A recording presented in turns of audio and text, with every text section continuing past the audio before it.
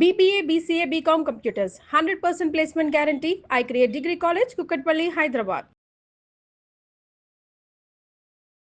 నమస్తే రమగారు. నమస్తే జయ. రమగారు, చందమామ కథ ఒకటి చెప్పుకుందామండి. పూర్వట కోసల రాజ్యానికి ఒక చిన్న మూర్ఖత కలిగిన ఒక రాజుగారు ఉండేవారు.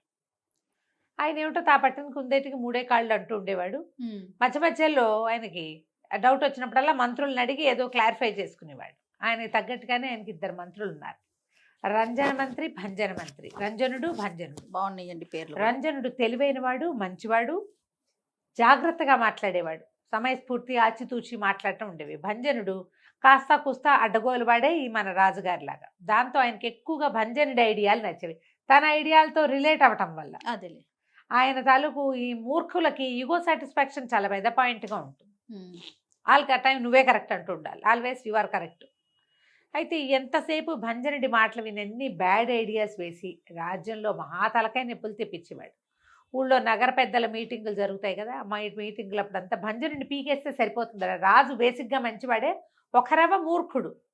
తరాల వెంబడి రాజ్యం చేస్తున్నారు. రేపొద్దున ఆయన ఇలా కొడుకొస్తే అప్పుడు పర్వాలేదుగా ఉంటుంది, మూర్ఖత్వం లేకపోతే బాగానే ఉంటుంది. రంజనుడు మంచివాడని మాట్లాడుకునేవాళ్ళు. ఎట్లా తీసేయాలి అదేమిటో తెలిసేది కాదు. అయితే ఏమైందట, ఎప్పుడు ఈ మీటింగులు జరిగేటప్పుడు కొంతమంది కుర్రకారు రాజకీయాల పట్ల ఆసక్తిగా ఉంటారు. వాళ్ళల్లో కూర్చుని వినేవాళ్ళలో గవాక్షుడని ఒకడు భలే తెలివైనవాడు. వాడు ఒక ఐడియా వేసి ఆ మర్నాటి నుంచి నాకు కల్లో రాజకుమార్తెతో పెళ్ళయింది అని అందరికీ చెప్పేవాడు. ఈ నగర పెద్దల్లో ఒకడు విని ఫలానా ఒకడికి రాజకుమార్తెతో పెళ్ళైనట్టు కలొచ్చిందిట సుమి అని ఎవరికో రాజభవనంలో చెప్పాడు. రాజకుమార్తెకి ఎవరితోటో పెళ్ళైంది అని అందరూ చెప్పుకున్నారు. అయ్యో, పెళ్ళవటం ఏమిటి, పెళ్ళింటూ ఉంటే అక్కడి వాళ్ళు వీళ్ళు అంతా మాట్లాడుకున్నారు. చీర ఏమైంది తెలిసిన కథ ఏమిటి, ఎవడో చెప్పాడు. ఆ ఎవడో మణి పట్టుకున్నాక వాడన్నాడు, నేనెక్కడ చెప్పాను, కళ్ళొచ్చిందని చెప్పా అనేసరికి కల్లో వస్తే ఇప్పుడు దానికి ఏం చేస్తాం, వాడినేమో విచారణకి పిలిచేసరికల్లా వాడన్నాడు, నాకు రాజకుమార్తెతో వివాహమైనట్టు కలొచ్చింది, మంచి కళ అందరికీ చెప్పాలి కదా, అందుకు చెప్పా అనేసరికల్లా రాజుగారికి కొంచెం ముందు వెనక, ఎంత ధైర్యం నీకు రాజకుమార్తెను పెళ్లి చేసుకోవడానికి అంటే, పెళ్లి చేసుకోలేదండి, చేసుకున్నట్టు కలొచ్చింది చెప్పానంతే అనేసరికి సరే రాజుగారు మంత్రి వైపు తిరిగాడు. ఏం చేద్దామంటారు అని. భంజనుడు అన్నాడు, వీడికి ఎంత తలపొగరైతే రాజకుమార్తెను పెళ్లి చేసుకుంటానంటాడు, వీడి పేకు ఉత్తరి చేయాల్సిందేనన్నాడు భంజనుడు.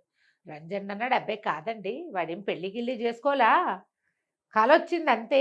వీడికి కళని అందరికీ చెప్పడం వల్ల జరిగిన బ్యాడ్ ప్రాపగాండాకి వల్ల ఏం జరిగిందో దానికి శిక్షించాలి, అందుకని పెళ్లి చేసుకున్నందుకేటా శిక్షిస్తాం, కళొచ్చింది అంతే కదా అని ఆయన చెప్పాడు. కానీ ఆయనకి రంజనుడు చెప్పిన మాట నచ్చల. ఒక ప్రాపగాండా చేసిన వాడిని శిక్షించి తీరాలి, వాడి పేక ఉత్తరి చేయాల్సిందేనని చెప్పిన భంజన మంత్రి గారి ఐడియారే నచ్చింది. అవురవురా, ఇంత పని చేస్తావుగా, నీ సంగతి చెప్తానంటే వీడన్నాడు గవాక్షుడు, అయ్యో అది కాదండి రాజుగారు, నాకు అసలు పెళ్లి చేసుకుందామని లేదు, ఏమీ లేదండి, నేను రాజకుమార్తె చెప్పులు తొడడానికి కూడా పనికిరాను నిజానికి. కానీ ఏం చేయను, కల్లో ఏం జరిగిందంటే మన పక్క రాజ్యం ఉన్నాడు చూడు, రాజ్యానికి రాజు భల్లూకవర్మ, ఆయనేనండి బలవంతంగా పెళ్లి చేశాడు రాజకుమార్తెతో నాకన్నాడు. అనగానే భల్లూకవర్మ మీద కోపం వచ్చేసింది రాజుగారికి. అవురా, భల్లూకవర్మకి అంత తెగులా, ఇంత పని వాడు చేస్తాడా? నా కూతురికి ఫలానా ఎవడో రోడ్డు మీద తిరిగేవాడితోటి పెళ్లి చేస్తాడు, ఆ కల్లో అయితే మాత్రం పదండి వాడి మీద వెచ్చుకు పడదామన్నాడు.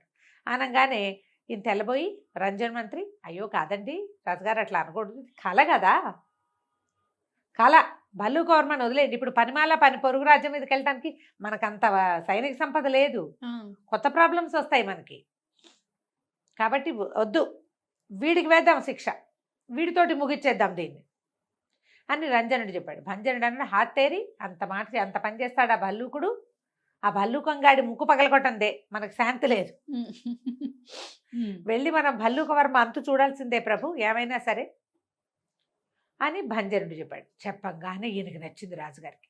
పదండ్రా అందరూ సైనిక సమీకరణ మొదలు పెట్టేసేయండి, 2-3 రోజుల్లో మనం వెళ్ళి భల్లూకవర్మ మీద పడతాం, మన రాజకుమార్తెకి కల్లో అయినా సరే వాడు పెళ్లి చేయడానికి వాడేవాడు అని కేకలు పెట్టాడు. సైనికుల్లో కొంతమంది సామాన్లు సర్దుకున్నారు, వాళ్ళ దగ్గర ఉన్న ఆయుధాలు.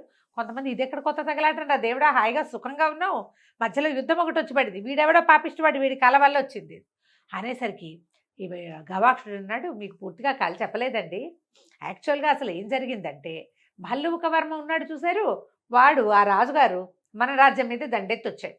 మ్మ్. దండెత్తొచ్చి మన రాజ్యాన్ని జయించి బందీగా దొరికిన మిమ్మల్ని సంహరించాడు. సంహరించంగానే అప్పుడు ఏం జరిగింది? రంజన మంత్రి గారు, అయ్యో తండ్రి లాంటి రాజుగారే గతిచ్చారు, నేను ఇంకో పరరాజు చేతుల్లో నేను పన్ను అని ఆయన కత్తితో పొడుచుకుని చచ్చిపోయాడండి రంజన్ మంత్రి అన్నాడు. అనగానే రాజుకి ఏమిటి రంజనుడికి అంత ప్రేమ నేనంటే అని లేచి గబగబా లేచి రంజన్ మంత్రి నువ్వు చాలా గొప్పవాడివని రంజనుడిని కావలించుకున్నాడు. అప్పుడేమోనండి మన భంజన్ మంత్రి గారు ఉన్నారు కదా, ఈయన రాజకుమార్తెని నీ పరం చేస్తా, నీకు కావలసిన వాడికి ఇచ్చి పెళ్లి చేసుకో, పెళ్లి చేసేసేయి, రాజ్యాన్ని నీ పరం చేసేస్తావు, అన్ని గుట్లు మట్లు చెప్పేస్తానని ఈ భంజనుడు భల్లూక వర్మ గారి కాళ్ళు పట్టుకున్నాడండి. అంచేతే నాకు రాకుమార్తెతో ఐరాగైరా వాడితో పెళ్లి చేయమని అన్నందుకు నాకిచ్చి పెళ్లి చేశారండి అన్నాడు. అనగానే రాజుకు ఒళ్ళు మండిపోయింది. అవురా భంజనుడా, నువ్వు ఇంత దుర్మార్గుడివా? నువ్వు రాజ్యాన్ని వాడికి అప్పచెప్పటం నా కోసం నువ్వు చచ్చిపోలా. రాజు మీద భక్తితో రంజనుడు చచ్చిపోయాడు, నువ్వేమో నా మీద భక్తితో చచ్చిపోలేదు, నా రాజ్యం గుట్లు మట్లు అని చెప్పడం కాకుండా నా పిల్లని నువ్వే పెళ్లి చేసుకొని భల్లూక వర్మకో లేదా మీ పిల్లాడికి ఇచ్చి చేసుకొని సలహాను ఇవ్వకుండా రోడ్డు మీద దారిపోయే దౌర్భాగ్యుడెవడుకో నా పిల్లని ఇవ్వమని చెప్తావా నువ్వు? అవురవరా బంధించండి భంజనుడిని అనగానే ఉనికిపోయాడు భంజన్. ఆయన వాడికి తెలుసు ఏ వెర్రి సలహా ఇచ్చినా ఇమీడియట్గా పాటిస్తాడు రాజుగారు. ఇప్పుడు చచ్చామే మనం. గడగడ వణికిపోతూ కాళ్ళు పట్టుకున్నాడు. ప్రభు క్షమించండి, పొరపాటు జరిగిపోయింది, కల్లో అయినా కావచ్చు కాక. ఇంతకీ కాలం ఎవరిది?